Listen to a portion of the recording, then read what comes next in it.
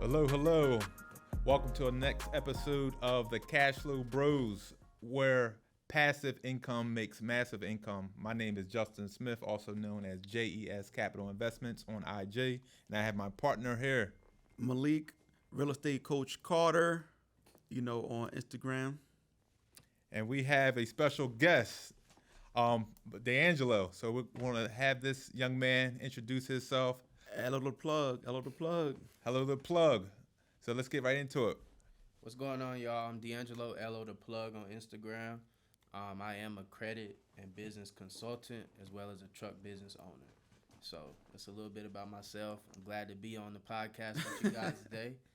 So let's get into it. Yeah, and this is random. I was like, 1 a.m, something like that. Like when I met Elo on, Elo, that's what people call you, right? Mm-hmm. All right, I follow Annalisa, and they were on a live, and I just sent a request being a live, just like whatever, and that's how I met him on that live. So that's how that introduction was made. We had a quick conversation about real estate, so other things, and also talking about what Annalisa, which is the virtual assistants. Okay.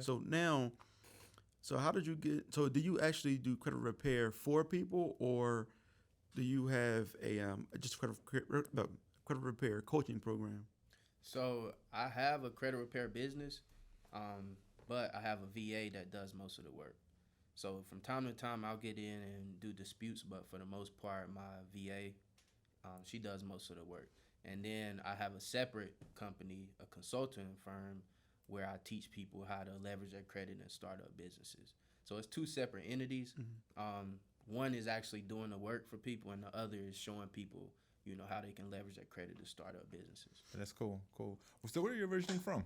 North Carolina. North Carolina. Small town, solid city. A lot of people never heard of it. It's like outside of Greensboro. Population, outside of Greensboro. Like Okay. Population like 300 people. Okay. That's what it is. 300 people. I don't know. So what made you want to get into credit repair? That business? Honestly, I kind of stumbled into it. Okay. So just a little backstory. I still work in corporate America. Okay. I'm an IT scrum master and project manager. But when I started working in corporate, I saw how tough it was going to be, being a black man in corporate America. So I started looking for different outlets where I could make more income. Mm-hmm. So just fast forward, I created a finance ebook, a personal finance ebook last year. And I started a business. So I started the ebook and it parlayed into a business. And then I took a mentorship. So I was mentored by the guy by the name of Marcus Barney, him 500. Right. And he taught us a lot about credit repair and things of that nature. So I was like, you know what, why not? Let me get into it. Let me see, if I can, do something with it. So I didn't, intentionally start the business. I just kind of, fumbled upon it. I will say this, man. So I am actually in recession proof, right? I paid the money for the mentorship, didn't follow any of the thing, but there's so much value in that group. Mm-hmm. I get a lot of, mind you, I never met bro. I never met him at all. Never had a conversation, never DM nothing. But he threw a ton of value in there. I still check in and I learn a lot, but because my interest at the time was credit repair, not that I wanted to necessarily be a credit repair specialist, but as a realtor, a lot of my clients needed it. So I wanted to have the information pretty much to have resources to send my clients. And I ended up getting more than I bargained for. So, but it's cool that you were able to automate your credit. Do you automate the marketing for it also, or only the actual services, like the actual working of the credit repair business? Only the actual services. So I don't really market that business per se. But I do get clientele from advertising that I do. Okay. And what's some of the advertising that you do? Mainly Facebook and Instagram marketing. Facebook. I have a team that pretty much runs my ads for me. Okay, good stuff. All right. So, but you're an IT guy. Do you know how to run your own ads, or you just hire? I just hired. I didn't want to deal with trying to figure that stuff out, and that's more time. So even though I'm a new entrepreneur, I understand having your time versus doing all the work, making all the money.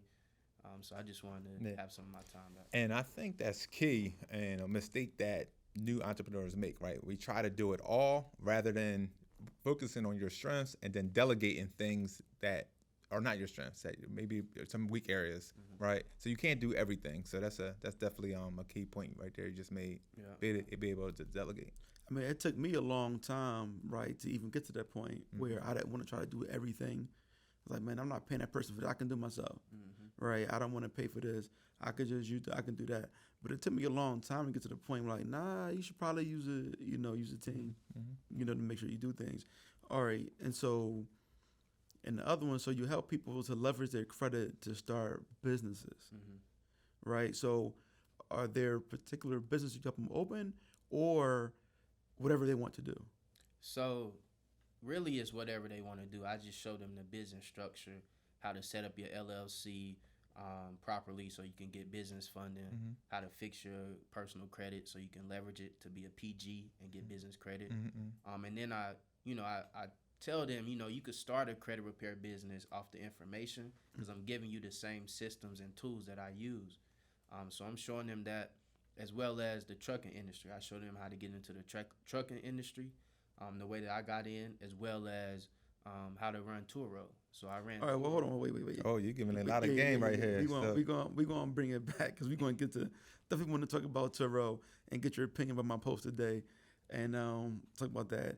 And also, so now to take it back, you teach them how to PG, or like what was the term you used? Yeah, I teach them how to personal guarantor, where basically you apply for business credit cards, but you're using your social security number as a personal guarantor, saying that if the business fails, I will be responsible for paying this business credit back.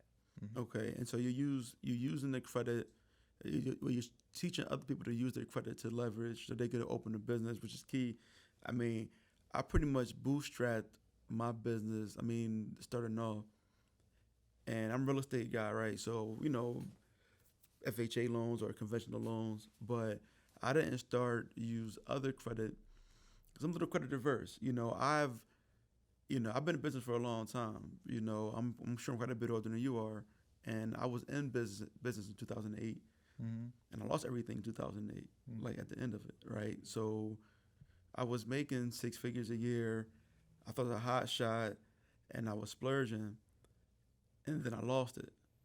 Right, I went 8 months not making any money at all, and the money that I did have, I had a franchise. I was a mortgage banker, and so I owned the franchise. But so the money had to go to the parent company before it came to me. They filed bankruptcy, so they held all my bread. So I made no money in that time period, and so from going from a period of not having anything to pay any bills, $0 coming in for a period of 8 months, and money I did make frozen, I've still to this day have never seen a dime of. I have been credit adverse ever since. Yeah. Right. I get that, and that's why I educate people on being smart with how you leverage your credit. You want to know the business model of whatever business you're getting into, and you want to know the ROI, the rate of the return on investment. So you want to know the speed at which you can pay the credit back. So I coach people on getting a no interest business credit card. So there's banks that give you credit cards where you have no interest for anywhere between 6 to 18 months. So you want to have a business plan where you could pay the credit back from the revenue of the business, so that after that year you're pretty much paid off with the credit. So it's really all about being smart with leveraging your credit. You don't want to over leverage and then you end up in a bad spot like what happened in 2008 and what could possibly happen within the next couple of years. Well, 2008 won't happen again. I mean, I think that we're all going to have some struggles in our economy. But the one thing we know, all the attorneys, all the lawmakers, all the companies, that'll never happen again in that way. It could be something else, right? It could be from automations, right? From AI. Like there may be a job loss tsunami from that, but it won't be in this way. What do you thought, Jay? No, I agree. I don't think the 08, 09 will happen again. I think there will be, I think the real estate market and a hole will burst at some point, whether that's 2 to 3 years out. I do believe some of these things that are going on versus people overpaying for properties. Give you an example. I had a friend of mine that literally someone went $100,000 over asking price, and yeah, they waived appraisal fees, they waived inspection fees. Of course. Yeah, so they want that home. So that's a lot going out there. So what's going to happen when the market corrects, right? It's going to be a lot of upside down mortgages, right? And I just think it is maybe a real estate bubble. That could be 3 years down the line, but I think it is going to be pop at some point. I do have a question about that. Yeah, sure. So what is really the big con if you're going to hold that property for long term with your equity being less than whatever you owe? Covering that mortgage and covering that mortgage for who knows how many years negative. But by negative, you're still going to make the monthly payment. Are you? If you have income. So here's the. Hold on, let me finish this right. Are you going to have the income, right? What happens when let's say you buy you do rehab today, right? You pay a lot for it, whatever, right? The value of that, okay, say 5 years from now, right? Is someone going to want to pay the same for your 5-year-old rehab or a new rehab today? So are you going to have to lower your rent to compete with the other new rehabs in 5 years? If that happens and there's a glutton of properties on the market and you're negative, then what? Right? Do you have the income and the will to hold it until one day where you might be positive again? Most people don't. The vast majority of people, especially Americans, don't have any discipline at all.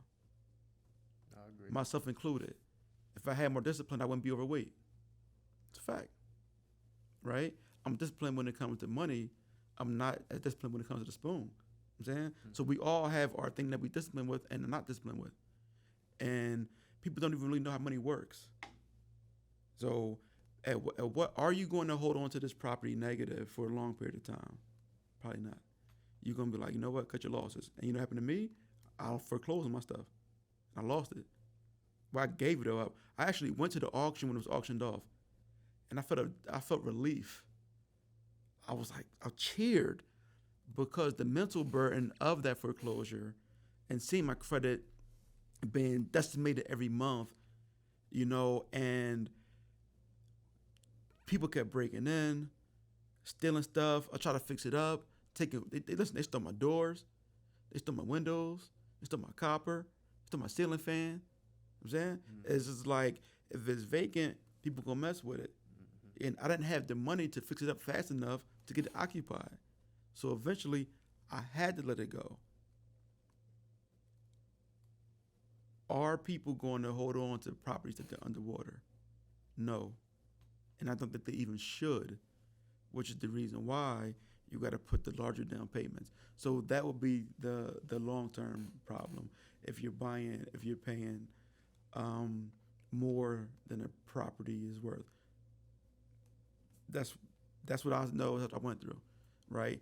And what happens a lot of the time right now, you hear the BRRRR method all the time, like, buy, renovate, rent, refinance, repeat, right? And I understand that you need to refinance to scale your business. I get that. But at what that money has to eventually be paid back. At what point do you stop, or do you just keep going until you scale all the way up to the next level? Possible. But I won't, because I've been there where my property wasn't worth, I couldn't refinance it. I couldn't sell it. I couldn't get a tenant. I couldn't do anything.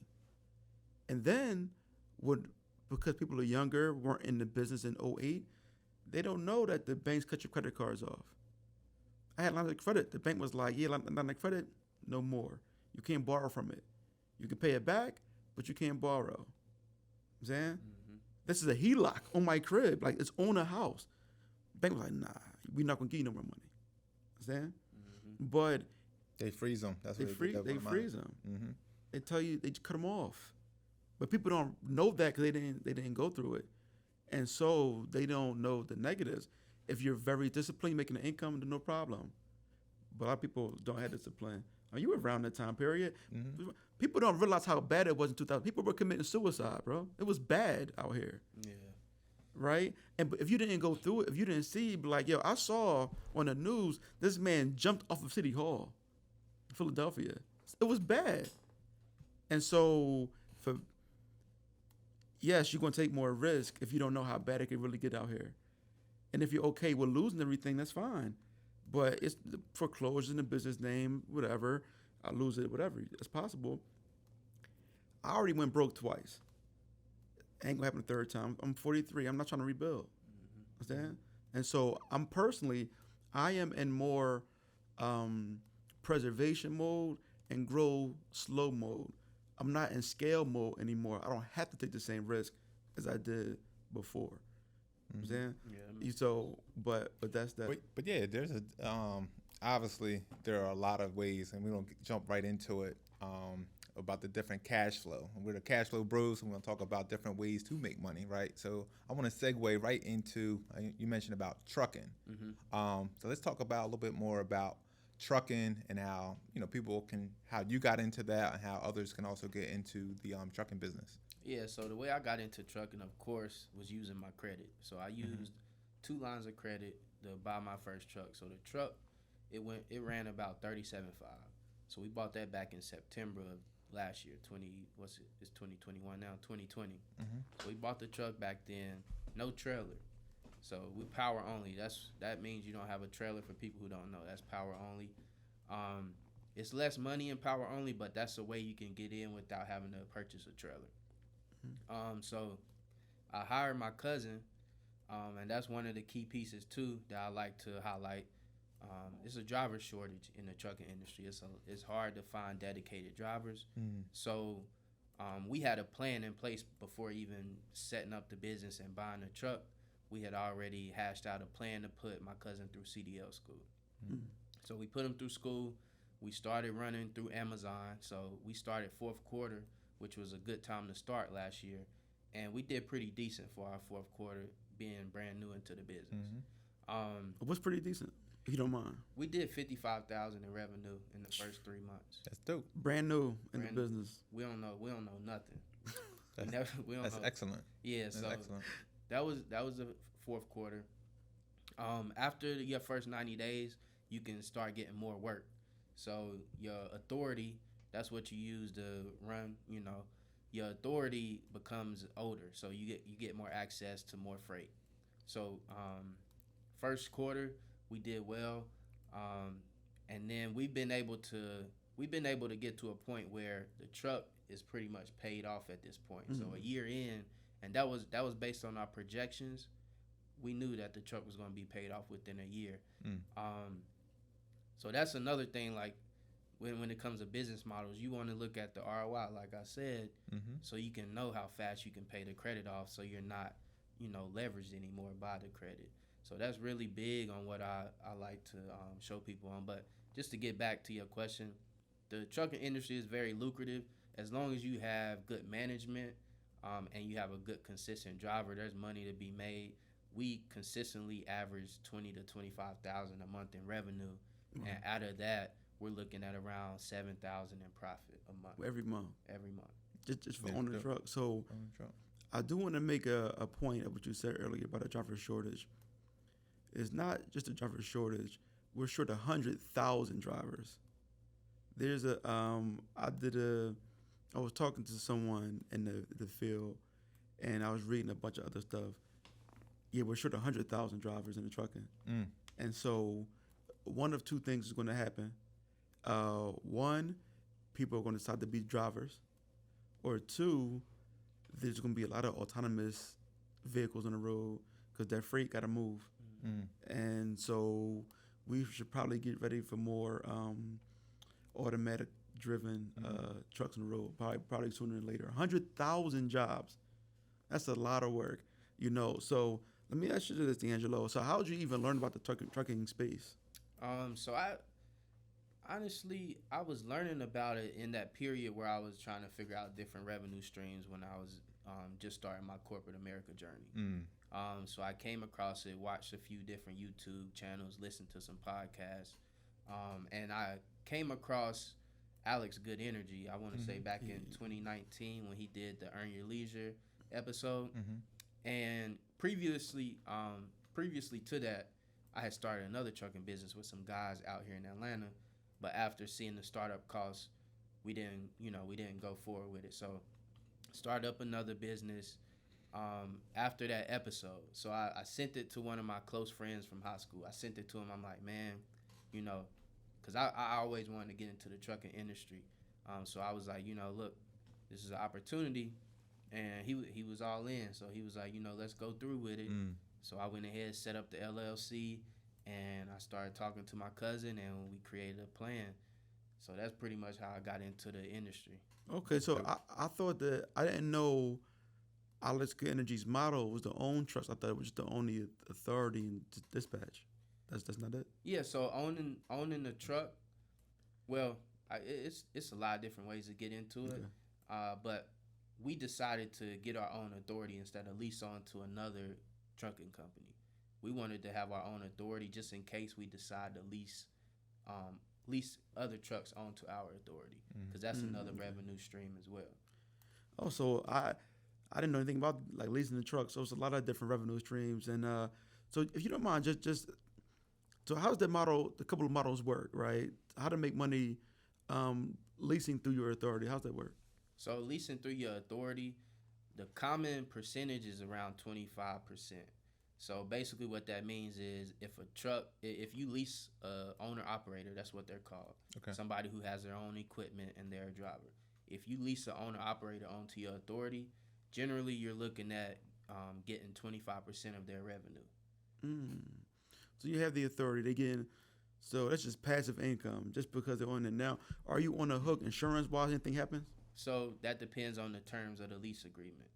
So they could be responsible for paying their portion of the added insurance, or you can give them a flat rate that you charge them. I didn't know that. So passive income. So how much would you need to start that business?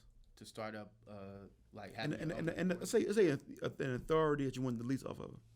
it's $300 to get your authority from the FDIC. Oh, that's it? Yeah. So $300 and you could have a passive income machine if you get it right. Yeah. So you get your authority. You will have to find a driver to put on the insurance policy. So the insurance down payment, I believe we paid around $2,700 for our insurance down payment. We pay $1,800 a month. So if you don't buy a truck, but you just have a driver on the insurance, I believe you still will have to find some truck. So maybe that first truck could be the one you lease, that leases onto your company. Okay. So that's one way you could get in. So you pay the $300 for the operating authority. You maybe put the down payment down, or you could get the owner operator to maybe go half with you, and then after that you get the 25%. So if they're doing $20,000 a month in revenue, which is like the average per truck in the industry, if they're doing $20,000 in revenue, you're getting $4,000 of that if you're charging 20%, or $5,000 if you're charging 25%. So you mentioned so that's gross. What are some of the expenses involved with trucking? Because you have that gross number, but we always tell people to focus on that net number, right? The net number in any business is all that really matters. So you want to be conscious of your expenses. So can you break down to the people what are some of the expenses associated with trucking? So the highest expenses is going to be driver pay. We pay our driver 20% of the revenue. He's a new driver. After this first year, we're going to pay him 25%. So that's pretty much our highest expense. We're paying him $4,000 to $5,000 a month. Okay. Second highest expense is fuel. Fuel may end up running another $4,000. Then you have your insurance, $1,800 a month. That's what we're paying out in North Carolina.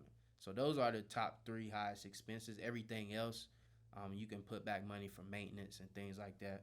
But everything else, Nothing else will really cost you more than like a few $100. No, that's not. Yeah, Yeah. I didn't. Even, so I knew it was So lucrative. I didn't know what the, that. the pay, which is 20 to 25% on average, about Mhm. 20%. He said fuel and insurance. Those are the three main expenses associated with the trucking business. Mm-hmm. Okay. So the profit margin, I would say, if you could do 25,000 a month in revenue, just depending on your expenses, because all the expenses are different. The truck note, that's another thing. So it depends. So we were paying 3,000 a month because we wanted to pay that 37,000 off in the first year. So that was decreasing our net profit.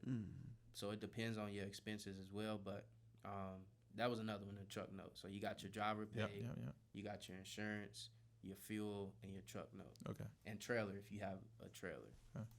But even after all of that, you should be able to, at the minimum, $6,000 profit. Well, that's big. So let me ask you that. So, are you thinking about any last mile delivery? Last mile delivery. So, just like just delivering locally, for the most part. If we could get, if it makes sense, like if we could get some good rates or a contract. So yeah, I know the last mile delivery. You should look into it. Right, if you already have a system, this is in place. You sound like you're good at building systems. Consider that the add-on to your fleet. Okay. But listen real quick. So what I heard though is that you're not afraid to invest in yourself, not afraid to invest in education. Because that Marcus Barney program is not cheap. I have no idea what Alex Good Energies is, but is that cheap? So I actually didn't take his program. Oh, you just took what you learned on EYL and ran with it. Yeah. I haven't took anybody's. Oh, I thought you listen, okay. So man, you out here getting education and executing. Hey, YouTube University, man.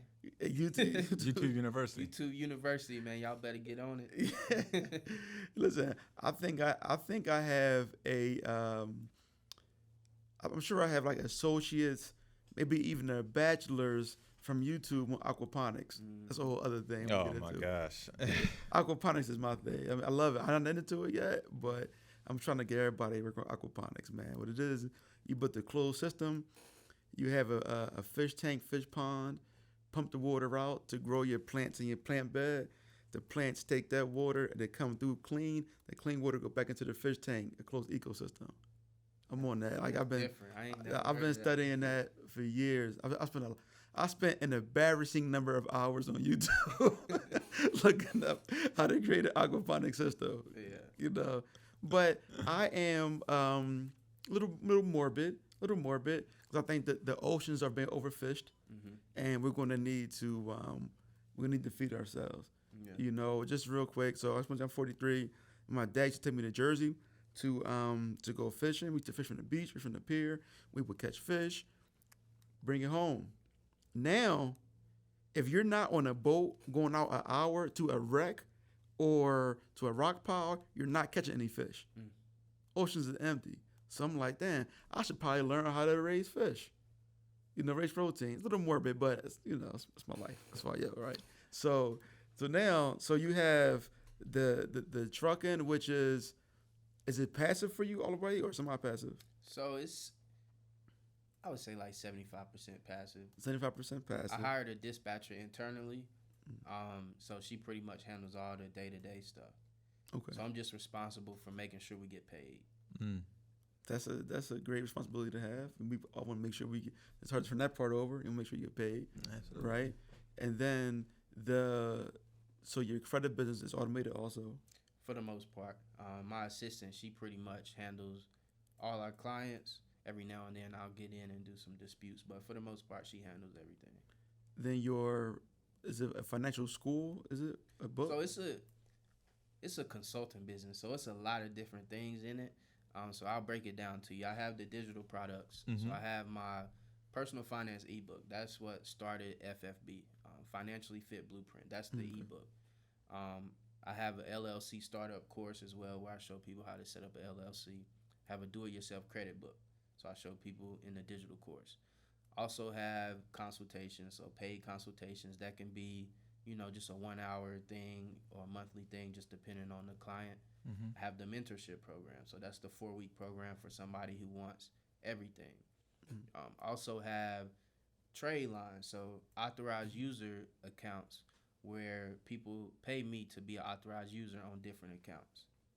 So that's pretty much everything that's entailed in FFB Enterprises, which is my consulting firm. Okay, now let me ask you this. So, are you okay with getting to the numbers a little bit, but the digital products, like not the trade line, not all that stuff, like just the actual the blueprint. Mm-hmm. So, I just want to get into I mean, I understand, if you don't want to, but so now talking with these products, right? If someone wanted to create digital products, like let's say that they're newer, well, only the digital products, not the consultations, everything else. What kind of money do you think that someone can kind of expect, kind of starting out? Starting out, so being that I pretty much I'm all big on transparency on social media, so I would share my journey with everybody from corporate America to learning about financial literacy. So when I put out my ebook, my sales were a little different. So I probably sold like over 600 copies of my ebook. Wow. But in the beginning, I was probably making like just organically like $2,000 to $3,000 a month just off my digital products. Now it's slowed down because I've started up so many other things. But I still consistently, I'll see about $1,000 a month with the digital products. From something that you created one time, you just get paid over and over and Just over. an email. That's all it is. I'm just selling an email, PDF. That's it. So YouTube University, you probably make more money from YouTube University than you do from your regular degree. Oh yeah, of course. I make 6 figures from my job. Yeah. And you make more from YouTube University. So Malik, I want to go into also the Turo. One thing, I want to hear his. Okay. Did you see his post? Yeah, I seen it. All right. It made me start thinking. I was like, they now people went in. So like I said, so my thing on Turo, I said that the Turo bust the Turo bubble bust is going to be ugly. So what are your thoughts on that? Over leveraging yourself. If you don't have the funds outside of just Turo alone to cover those expenses, it's a possibility. But at the same time, if you purchase an economy car, people may still rent that economy car out versus those high-end luxury cars like Lambos and things like that. If people start trying to, hone in on their expenses, they may not get the Lambos and things like that. So I feel like it depends on the type of vehicle that you're renting on Turo. I think personally, if I don't do that space, I don't want to add on more jobs than I already have. Like real estate and the stock market and digital is plenty for me to focus on, my family, right? But if I was going in that space, I would probably have an electric vehicle because it has less parts and less opportunity to break down. You have to get more miles on it. Personally, I would probably go with an electric vehicle versus combustible engine if I'm going to be in that space. So yeah. Listen, I haven't even read all the people. They went in on me like, "Oh, you're a hater," but even in the stock market, there's bears and there's bulls, and neither of them a hater. It's just your opinion. But and like I said, Malika putting something out there, then he just disappear, Gaslight. and then he have a whole 200 comments. He won't respond to nobody. I'm gonna get on it. So, but listen, man, like you got a lot going on. So, are you involved in Turo right now? Are you doing Turo? Nah, Turo. Okay. Not. I ain't messing with Turo. Yeah, you messing. But I did mess with Turo because I had an Audi A7 and I used to rent it out when I was living in Atlanta. And Turo pretty much paid for my car note. My car note and insurance was around $980 a month. Okay.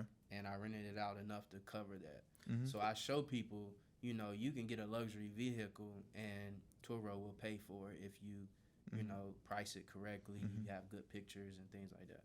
I wonder would they have ever sell as many Lambo trucks wasn't for Turo?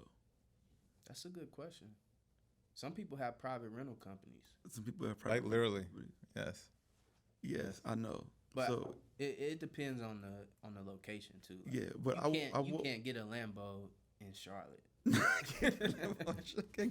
You can't get a Lambo in Raleigh. You gotta go to Miami. But they have a McLaren dealership in Charlotte though. Yeah, but it's still. I wouldn't bet on buying a Lambo or anything like that, a McLaren, and putting it on Turo in Charlotte. Nah, It's certain market. It's only like 3 markets you could do that. Yeah, probably. But listen, that's my opinion.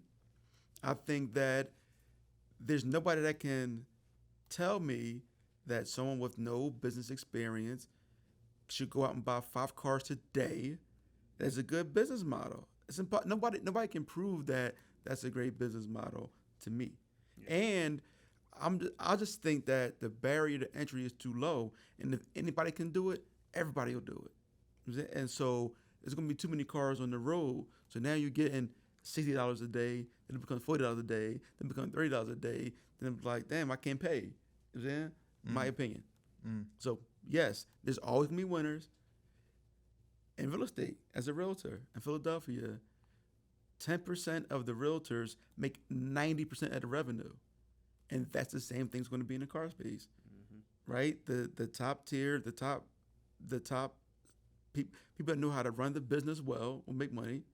The other 90% will lose their shirt. I feel like it's a numbers game with Turo. If you have a lot of cars and you have people managing everything, then you may be successful. But if you only have 1 or 2 cars and you're doing all the work, you're going to get the cars washed and clean. You're meeting up with everybody.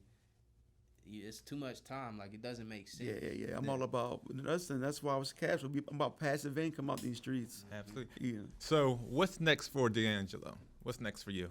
I would say getting another truck, because we still only have 1 truck. Because of that driver shortage issue, we want to make sure we get somebody solid and that's going to be with us for a while. So getting another truck. I will say just looking into some real estate. So I do want to become a real estate investor before this year is up. And I'm just continuing building out my consulting business. Well, I will say, I'm going to give you one last tip before we get up out of here, man. Real estate, look at Concord, look at Charlotte. We already in Charlotte, but if you're not willing to pay the Charlotte nut, then Concord, Salisbury, probably a little too far out, but Salisbury, opportunity. Mebba's another one. Mebane is going crazy right now. And it's another one. Not Statesville is already okay. It's called Naptown. What's that? Not Kannapolis. Is that Kannapolis? Kannapolis. I saw Charlotte, right? Yeah. Kannapolis. If I'm in that market, if I'm around that area, and I don't want to pay the nut for in Charlotte, those are the places that I'm looking at. Okay. So. But once again, thank you so much. Elo the plug, D'Angelo in these Atlanta streets, showing out for the Cashflow Bros. Absolutely. We appreciate you. And so I guess I'll be logging off. Malik Carter, Cashflow Bro. This is Justin Smith, Cashflow Bro number 2. we both number 1. Go ahead. We both number 1. And D'Angelo, Elo the plug on Instagram. Appreciate y'all for having me. Listen, passive income makes massive income. We out.